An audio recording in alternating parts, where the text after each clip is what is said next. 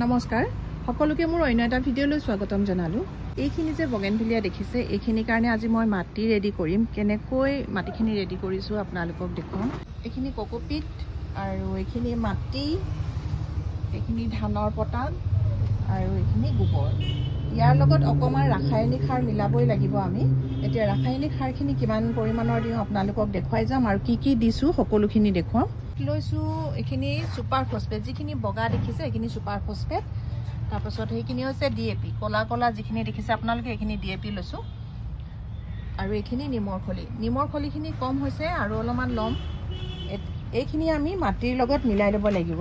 Super ফসফেটখিনি আমি দিব লাগিব মাটিখিনি যাতে ফসফসীয়া হৈ থাকে আৰু মাটিত যিখিনি পোক পৰুৱা থাকে সেইখিনি যাতে মাৰি পেলায়, সেইটো কাৰণে আমি সুপাৰ ফসফেটটো দিব লাগে। লগতে নিমৰ খলি হয় যিটো দিছো সি কিবা যদি ফাংগাছ লাগে গছজোপাত সেই ফাংগাছৰ পৰা গছজোপাক ৰক্ষা কৰিব। আমি এতিয়া বগেনভিলিয়া ৰুবৰ বাবে মাটিখিনি লৈছো 40%, কোকোপিট লৈছো 30%, ৰাইচ হাস্ক লৈছো 10% আৰু গোবৰ লৈছো 20%। এতিয়া গোটেই বস্তুখিনি আমি ভালদৰে মিলাই ল'ব লাগিব। মিলোৱাৰ পাছত আমি লগে লগে আজি লগাব নোৱাৰিম, কাৰণ ইয়াত ৰাসায়নিক সাৰ দিছো। ৰাসায়নিক সাৰবোৰ দিলে আমি মাটিখিনি অন্তত এসপ্তাহ আমি ৰাখি থ'ব লাগিব। মাটিখিনি ঢাকি ৰাখিম এসপ্তাহৰ কাৰণে। এসপ্তাহৰ পাছতহে এই বগেনভিলিয়াখিনি ৰুম। আৰু গোটেইখিনি মাটি এই ধৰণেৰে খুব ভালকৈ মিলাই ল'ব লাগিব। মাটিটো আমি লাইট ৱেটৰ কৰি ল'ব লাগিব। এইটো কাৰণেই আমি ধানৰ পটান, কোকোপিট গোটেইখিনি মিলাইছোঁ, যাতে ইয়াৰ যিটো শিপা থাকে সেই শিপাটো খুব সোনকালে ডেভেলপ হয়, মাটিৰ লগত মিলি যাব পাৰে। সেইটো কাৰণে আমি এনেকুৱা ধৰণৰ মাটি বনাব লাগে।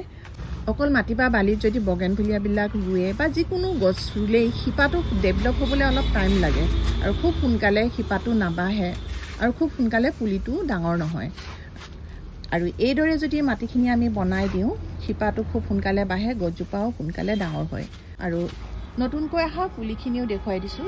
এতিয়া পুলিখিনি সজাল ধৰি উঠিছে, সেইদিনাখন আনোতে অলপমান লেৰেলি আছিলে। সপ্তাহৰ পাছত আৰু ধুনীয়া হৈ যাব। আপোনালোকে এইভাৱেও লওঁ বুলি ক'লে পাৰিব।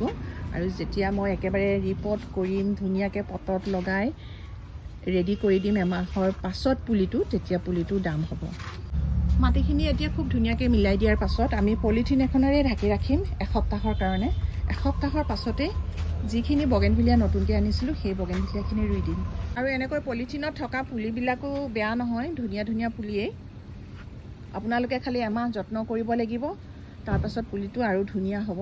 মই গোটেইখিনি পুলি আপোনালোকক এবাৰ দেখুৱাই দিছোঁ। ইয়াত যিখিনি কালাৰ আছে গোটেইখিনি কালাৰ ছেপাৰেটকৈ ৰাখিছোঁ। আৰু আজি লৈ আহিছোঁ, পুনৰ লগ পাম অন্য এটা ভিডিঅ'।